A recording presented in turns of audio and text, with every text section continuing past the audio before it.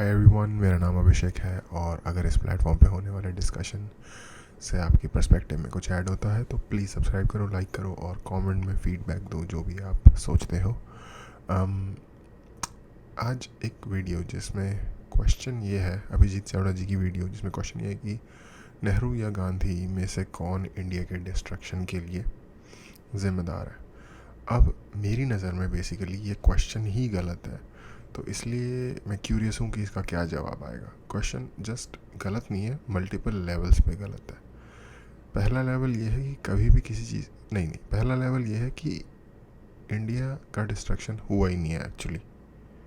अगर आपको लगता है कि इंडिया डिस्ट्रक्शन हुआ है इंडिया का, तो ज़रा अपने आसपास नज़र घुमा के, पड़ोस में अफ़गानिस्तान है, उसके साथ में पाकिस्तान है, ईस्ट में बर्मा है, अभी अभी कू हुआ है वहाँ पे। और इसके अलावा आई थिंक 10 ऐसे एग्जांपल मिल जाएंगे जो आपको ये वेनेजुएला, क्यूबा, अभी क्यूबा में क्या चल रहा है आपको पता ही होगा, इथियोपिया में क्या चल रहा है आपको पता होगा। अगर आप थोड़ा सा 5 मिनट के लिए जस्ट इमेजिन करना शुरू करोगे कि किस किस कंट्री में सब कियोटिक सिचुएशन है, सीरिया, इराक, वो तो परमानेंट, यमन, लेबनन, बिल्कुल करंट, लीबिया, यूक्रेन में, रशिया और यूक्रेन के बॉर्डर पे, और जैसे जैसे याद आते जा रहा बताता जा रहा हूँ, नॉर्थ कोरिया, वो बर्बाद है कंट्री असली ज़बरदस्त तरीके से। एक सेंस में चाइना बर्बाद है क्योंकि वहाँ के लोग, जो बाहर से all glitters are not gold, वहाँ के लोग बिल्कुल खुश नहीं है वहाँ पे। और भी बहुत सारी कंट्री हैं। सेंट्रल अमेरिका में 5-6 कंट्रीज़ हैं, जैसे कि आपका एल साल्वाडोर, ठीक है, ग्वाटेमाला। इन कंट्रीज़ में होमिसाइड रेट, मैक्सिको जो कि बहुत आई गेस बेटर कंट्री है फाइनेंशियली, बहुत सारी अदर कंट्री, अफ्रीका और दूसरी थर्ड वर्ल्ड कंट्रीज़ के मुकाबले होमिसाइड रेट इन कंट्रीज़ में वॉर जोन के लेवल पे टच कर रहा है, जैसे कि वॉर चल रही हो उसके कंपैरिजन में। तो अगर आपको लगता है कि इंडिया डिस्ट्रक्टेड है या डिस्ट्रक्शन की कंडीशन में है, तो प्लीज़ और पढ़िए और चीज़ों को जानिए, आपको शायद आपका विचार चेंज हो जाएगी। दूसरी बात, मुझे नहीं लगता कि ना गांधी या नेहरू दोनों में से कोई भी किसी भी तरह के इंडिया के डिस्ट्रक्शन, पहली बात तो वो है ही नहीं, बट अगर आपको जो भी जिस भी चीज़ को आप डिस्ट्रक्शन समझ रहे हो,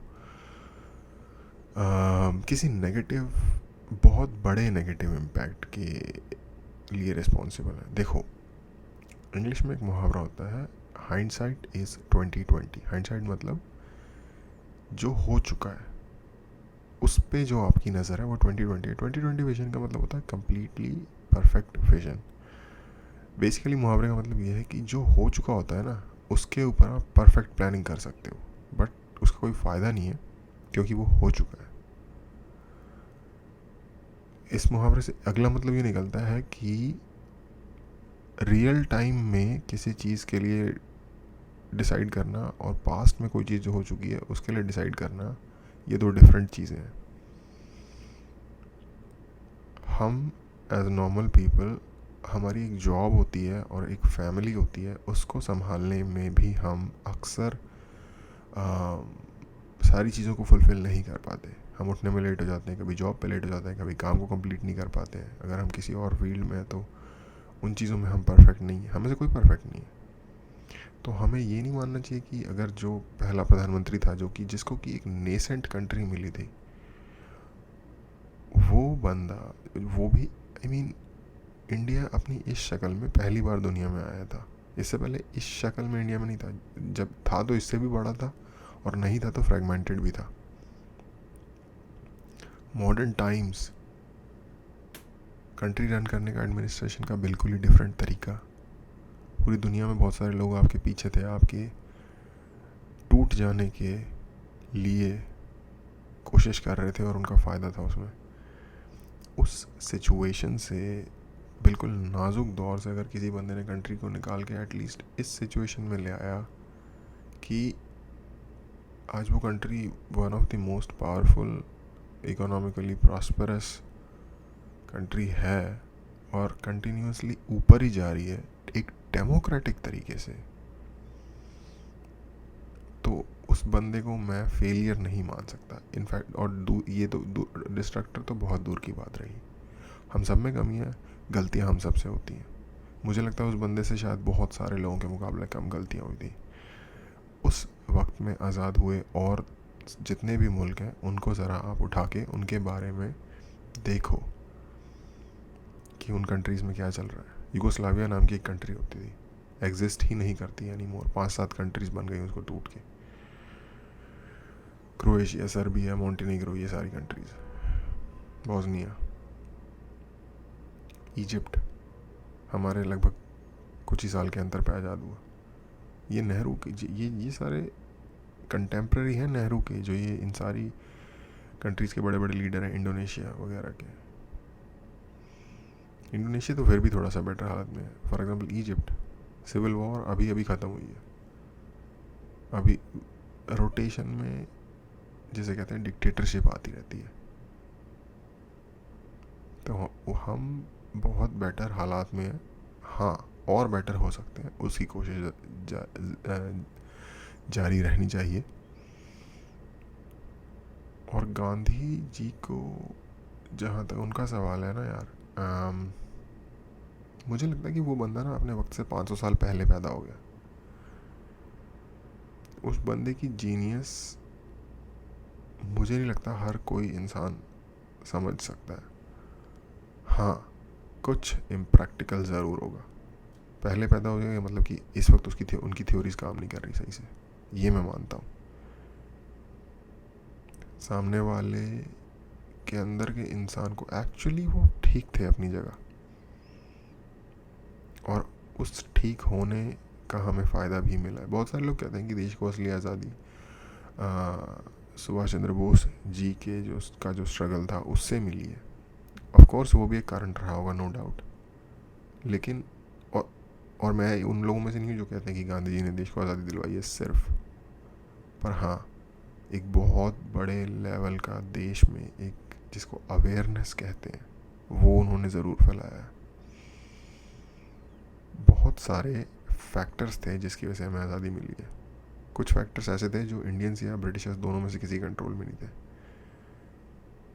इंडिया के साइज़ की कॉलोनी को सस्टेन करना ही इकोनॉमिकली फीजिबल नहीं रहा था ब्रिटिशर्स के लिए 2 वर्ल्ड वॉर्स के बाद। ये एक बहुत बड़ा रीज़न था।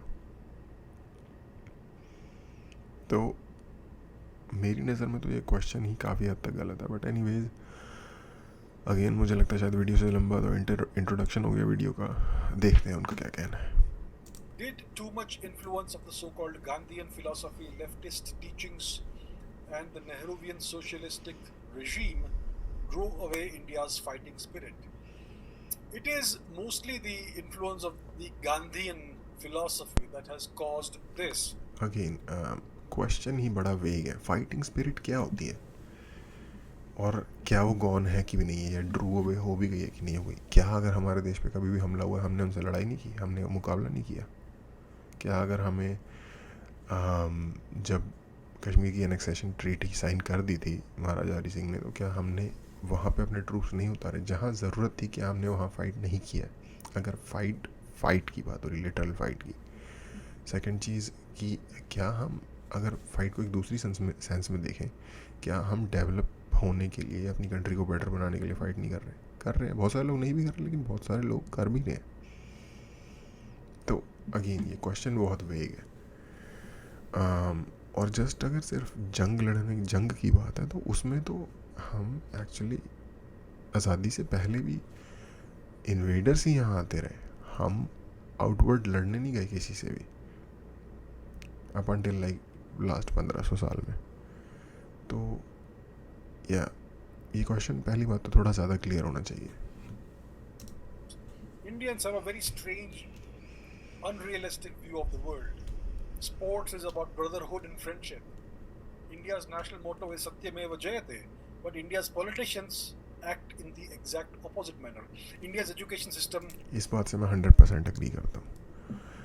इंडिया का मोटो एक्चुअली शायद दुनिया का सबसे बैड एस मोटो है, सबसे, और इससे बेटर कोई लाइन ही नहीं हो सकती सत्यमेव जयते कि ट्रूथ ऑलवेज ट्रायम्फ्स। एक्चुअली ये अंतिम सत्य है दुनिया का। तो बहुत ज़बरदस्त है। लेकिन यस, क्या हमारे लीडर, बहुत सारे हमारे जो नेता हैं, क्या उसके अकॉर्डिंगली सत्य की रक्षा के लिए एक्शन लेते हैं कि नहीं लेते, ये एक बड़ी बात है। और by the way, Nehru ji के टाइम में 2 वॉर्स हुई थी, 49 की, 48-49 की और 62 की, जो कि एक वॉर भी किसी पॉलिटिशियन के कैरियर में एक बहुत बड़ी प्रॉब्लम होती, शायद उसकी कैरियर की सबसे बड़ी problem.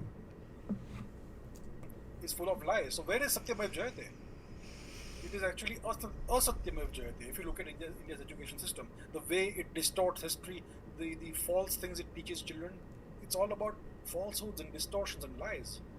So the policies of the Indian government, the Indian regime, even today to some extent, are the opposite of India's national motto. So Indians believe in a fictitious fairy tale make believe version of the world because of the education system, because of the media, because of what the politicians teach us. And it is all because of what Gandhi did. Gandhi and philosophy, we believe it is all it is all real. Ahimsa, etc. So here is the thing. Gandhi said that ahimsa is the number one thing, but his interpretation of ahimsa was very wrong. Right? He said that, see, here's the thing about non-violence. Gandhi said be weak because non-violence is best. I'll tell you something, weakness is the greatest. नहीं, यहाँ मैं agree नहीं करता इनके साथ बिल्कुल भी, actually 0%। देखो, कोई आप पे डंडा चला रहा है, आप अगर वहाँ से भाग जाते हो तो आप कायर कहलाओगे, कावड़ कहलाओगे। अगर आप वहाँ रह के हो तो मार डंडे और आप कुछ नहीं कर रहे, सामने से आप डंडा नहीं चला रहे, वो था नॉन वायलेंस और वो था गांधी जी का मैसेज एक्चुअली। और उसके पीछे का लॉजिक ये था कि end of the day power पे मोनोपोली गवर्नमेंट की है, आप लड़ नहीं पाओगे उनसे, ये उनका विजन रहा होगा शायद, या जो भी रहा होगा। उनका लॉजिक क्या था इसके पीछे वो मैं नहीं कह सकता, लेकिन ये चीज़ वीक नहीं होती। कभी अपनी ज़िंदगी में ट्राई कर लेना ये चीज़, मान लो किसी बहुत तगड़े बंदे से आपका पंगा हो जाए, ठीक है, और वो आपको धमका रहा हो, आप सामने से खड़े होकर बोलना कि जो करना है कर ले, मैं कुछ नहीं कर रहा, और वो आपको मारने लगे, आप तो भी ना हिलो। वो मार रहा है पर आप नहीं हिल रहे, ये था ना सत्याग्रह, तो ये था। और ये वीक नहीं होता, वीक वो होता है जो सॉरी बोलने लग जाए। गांधी जी ने कभी सॉरी नहीं बोला अंग्रेज़ों को, उन्होंने कंटिन्यूसली फाइट बैक किया, बट फाइट बैक करने का तरीका था नॉन वायलेंट। तो देयर इज, वो वीक चीज़ नहीं है यार, उसके बारे में सोचो, आपको रियलाइज़ होगा। ये एक मिसकंसेप्शन है कि वो एक वीक चीज़ है, और ऑफकोर्स उसकी अंडरस्टैंडिंग मैं कर सकता हूँ कि हाँ, कि क्यों ऐसा लगता है कि वो एक वीक चीज़ होगी, बट वो वीक चीज़ है नहीं। थोड़ा सा उसके बारे में सोचो, आपको रियलाइज़ होगा क्या वो आप कर सकते हो। उसके लिए एक हिम्मत चाहिए, एक कैरेक्टर चाहिए। Sin you can imagine. And non-violence is not a virtue if you are weak. Take the rabbit. ये चीज़ मैं एग्री The करता हूँ। rabbit. We love rabbits, right? Very cute little animals. So rabbits, we know they are non-violent. Is it some great virtue for a rabbit to be non-violent? Non-violence is something that is naturally inherent in the weak people, in those who are weak. They are. नहीं, again दो चीज़ें। जो week लोग होते हैं ना, वो कैसे, जब कलामिटी आती है, वॉर आती है, लड़ाई सामने आती है, तो वीक लोग कैसे सामना करते हैं, वो या तो भाग जाते हैं या हार मान के माफ़ी मांग लेते हैं। गांधी जी ने एक्चुअली ये नहीं किया था, ये फ़र्क जो है ये इस्टेब्लिश करना बहुत ज़रूरी है। गांधी जी ने माफ़ी नहीं मांगी थी, गांधी जी भागे नहीं थे, गांधी जी ने सामने से आके मुकाबला किया था विदाउट हाथ उठाए। अगेन ये डिफरेंस है। Simply not capable of violence. And therefore, if you are weak, it is not some great virtue to be non-violent. If you are weak, your only option is to be non-violence. The thing is that weakness invites violence from those who are strong. अच्छा, मैं इसका एक example देता हूँ। मान लो आपके घर में कोई आके आपको कहता है कि यहाँ से निकल जाओ, ठीक है। अगर आप वीक हो गए, आपको कोई घर से आके कब्जा करना चाहता है आपके घर में, आपको धक्के मार कोई निकाल देना चाहता है, अगर आप वीक हो गए तो आप या तो निकल जाओगे उसकी बात मान के, या उससे के आगे गिड़गिड़ाओगे कि प्लीज़ मेरे साथ ऐसा मत करो। और अगर वो नहीं मानेगा तो एंड ऑफ द डे आपको निकल जाना पड़ेगा। लेकिन अगर आप उसको ये कहते हो कि भाई मैं निकल ही नहीं रहा, जो मर्जी करना कर ले, और वो आपको मारने लगे, आप सिर्फ मारो ना, लेकिन आप हटो भी ना, अगर वो आपको फोर्सफुली घर से बाहर निकाल दे तो आप घर के बाहर ही खड़े हो जाओ, उधर ही खड़े रहो।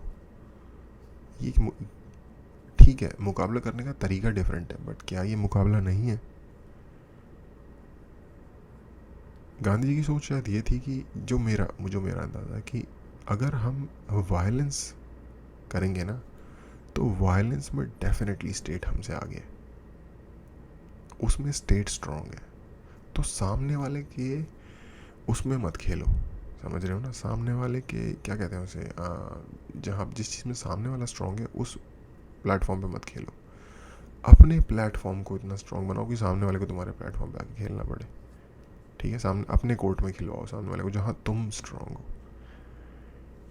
आई थिंक शायद ये लॉजिक रहा होगा। Therefore, weakness, being weak, is the greatest sin that is imaginable because it invites hinsa. No doubt, weak होना किसी तरीके की वर्चू नहीं है। वीक होना एक आपके अंदर की एक प्रॉब्लम है, अगर आप वीक हो तो, no doubt about it. Weakness gives rise to hinsa. Weakness Yes. is the enemy of ahimsa.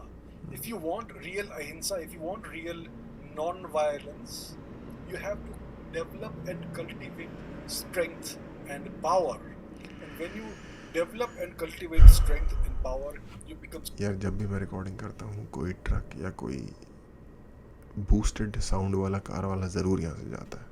ये कौन दे रहा है इन्फॉर्मेशन इनको? strong and powerful, and that ensures that ahimsa prevails. And the Gandhian philosophy is the opposite of that. Always be passive, always be weak. No matter what they do to you, don't retaliate. So he turned India and the people of India into a bunch of losers. And today we have leaders who worship Gandhi. So this is the problem in India. It is the Indian of Gandhian philosophy that has destroyed India's fighting spirit. India has always been a nation of winners and a nation of warriors. अच्छा, यहाँ पे एक चीज़ है जो मैं बोलना चाहूँगा। देखो, गांधी जी का एक कंट्री के ऊपर अगर कोई दूसरी कंट्री हमला कर देती है तो उस पर क्या उनका नैरेटिव था वो मुझे नहीं पता है। उस पर उनका क्या विचार था वो मुझे नहीं पता कि क्या उनको तब भी मुकाबला नहीं करना चाहिए, but most likely. But Gandhi ji का जो आइडिया था ना यार, आपको सोचना पड़ेगा कि वो एक अमेजिंग आइडिया था। नॉन वायलेंटली अपना विरोध रजिस्टर करवाना, ये एक जिसे कहते हैं ना अभूतपूर्व, कभी वैसा नहीं हुआ था। उससे पहले कोई एग्जाम्पल ही नहीं मिलता, और उनको एग्जाम्पल को फॉलो करके बहुत Nelson Mandela, Martin Luther king junior, बड़े बड़े लोगों ने दुनिया में, आइकन्स ने उनको, उनके चेले आइकन्स बन गए बेसिकली। पता नहीं आजकल उनको इतना डिग्रेड क्यों किया था, या तो पता नहीं, मुझे लग रहा है कि उनके आइडिया को ठीक से समझा नहीं जा रहा या मिसकंस्ट्रूड किया जा रहा है या क्या है। मोस्ट लाइकली मुझे लगता है कि शायद लोग ये नहीं समझ पाते कि चलते हुए डंडे के आगे बिना रुके खड़े होना। यार कभी आपके ऊपर कोई डंडा, कभी किसी ने आपके ऊपर मुक्का या डंडा चलाया होगा ना अगर, तो आपको पता होगा कि उसको आते हुए देख के खड़े रहने के लिए और सामने से हमला ना करने के लिए शायद ज़्यादा ताकत चाहिए होती है, या ज़्यादा हिम्मत चाहिए होती है आपके अंदर। ताकत तो नहीं, हिम्मत ज़्यादा चाहिए होती है कि आप वो उसको खा लो, उस मुक्के को या डंडे को, और बचो ना उससे। It is this one individual, Gandhi, and those who worship him that have destroyed India's fighting spirit. Today, the people of India are all living in a fake la la land. They think ahimsa is the great thing. Gandhi was a saint. The world is full of brotherhood and bhaichara and whatnot. नहीं, The real world is the world of okay, मैं appreciate करता हूँ गांधी जी को उनकी philosophy के लिए, लेकिन मैं ऐसा नहीं सोचता कि whole world is a brotherhood. Human consciousness को बहुत हाई लेवल पे एलिवेट होना पड़ेगा, शायद दुनिया की ज़्यादातर जनता को गांधी जी के लेवल पे एलिवेट होना पड़ेगा वो टाइम आने के लिए। और जैसा कि मैंने कहा, मुझे नहीं पता गांधी जी की आइडियोलॉजी क्या थी इस बारे में कि अगर जब कोई कंट्री दूसरी कंट्री पर हमला कर दे तो कि क्या तब भी लड़ाई नहीं करनी चाहिए। बट जैसा कि संजय दत्त ने मुन्ना भाई MBBS में कहा है कि नहीं, आई थिंक सेकंड पार्ट में, कि जब पहला थप्पड़ मारता है तो वो खा लेता है, दूसरा गाला कर देता है, दूसरा थप्पड़ मारता है तो फिर उसको मारना चालू कर देता है, क्योंकि गांधी जी ने बोला है कि जब पहला थप्पड़ मारे तो गाल दूसरा आगे कर दो। पर उसके बाद क्या करो, ये गांधी जी ने नहीं बताया। तो इसी तरीके से गांधी जी ने ये भी नहीं बताया शायद कि जब एक कंट्री दूसरी कंट्री पे हमला करे तो क्या करना चाहिए। और मुझे लगता है कि शायद यार फाइट बैक करो, बिल्कुल। गांधी जी, मुझे लगता है गांधी जी एक स्मार्ट इंसान थे, समझ रहे हो ना आप।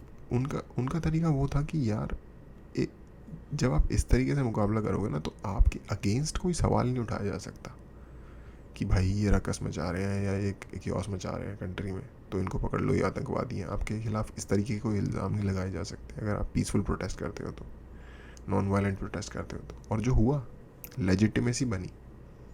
लेजिटिमेसी एक बहुत इंपॉर्टेंट चीज़ होती है पावर स्ट्रगल में। आई थिंक सबसे इंपॉर्टेंट चीज़ होती है लेजिटिमेसी पावर स्ट्रगल में। और वो एक पावर फ्रीडम फाइट क्या है, एक पावर स्ट्रगल है ना। तो मुझे लगता है कि इस मुद्दे पे थोड़ा सा डीप जाके सोचने की ज़रूरत है। पूरी दुनिया बेवकूफ़ नहीं है जो उनकी इतनी इज्जत है पूरी दुनिया में। हाँ, हर बंदे में कमी होती है, उनके अंदर भी रही होंगी ऑफ कोर्स। हर कोई आइडिया भी परफेक्ट नहीं होता। अंग्रेज़ों की ताकत के आगे उस जो उनको लगा कि शायद ओवरऑल ये तरीका बेस्ट रहेगा, वो उन्होंने उस वक्त आजमाया, जिसने उनको पूरी दुनिया में फेमस किया। अगर पूरी दुनिया के लोगों को एटलीस्ट अवेयर तो बनाया ना उन्होंने हमारी सिचुएशन से, अगर और कुछ नहीं किया होगा तो, जो कि अपने आप में एक बहुत बड़ी बात है।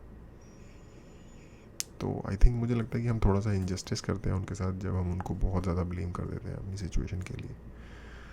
मुझे नहीं लगता कि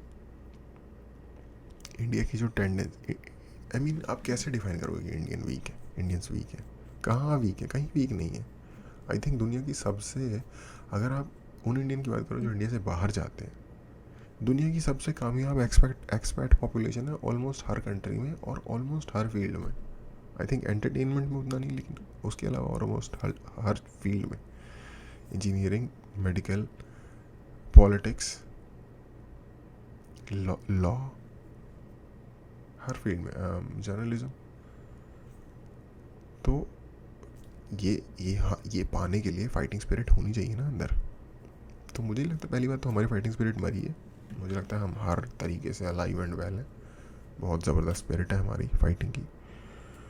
और गांधी जी ने इनफैक्ट फाइटिंग स्पिरिट दी थी, उन्होंने पूरी कंट्री को रैली कर दिया था। अगर एक कोई नेता था जो जिसकी कंट्री के सबसे बड़े सेक्शन पे इतनी पकड़ थी कि वो उनको रैली कर पाते उस ज़माने में जब इंटरनेट वगैरह कुछ नहीं था। सोचो, इमेजिन करो कैसे किया होगा उस बंदे ने, जो कि बाहर से आया था, साउथ अफ्रीका से आया था, जो कि किसी पॉलिटिकल फैमिली से नहीं था। तो उसने वो कैसे किया होगा? ये इतने सिंपल क्वेश्चन नहीं होते और इनके आंसर भी इतने सिंपल नहीं होते। एक बंदे, अगर आप इस पर बहस करने बैठोगे, इस पर 5 घंटे बहस हो जाएगी और तो भी शायद पूरा जवाब ना निकले। तो वैसे मैं काफ़ी इंटरेस्ट रखता हूँ इनके ओपिनियंस में, और ऑफ कोर्स काफ़ी बार इनके दिए गए ओपिनियंस पे बात करता हूँ, और अच्छी बात है। हाँ, आई मीन दो डिफरेंट ओपिनियन रखना, आई गेस ये एक हेल्थी डिस्कशन को दिखाता है कि हम में से हर किसी को एक दूसरे के साथ अग्री होना हर बार ज़रूरी नहीं है। तो यहाँ मैं थोड़ा सा इनके साथ डिफ़र करता हूँ, with all due respect of course. आज के लिए इतना ही। देखने के लिए थैंक यू।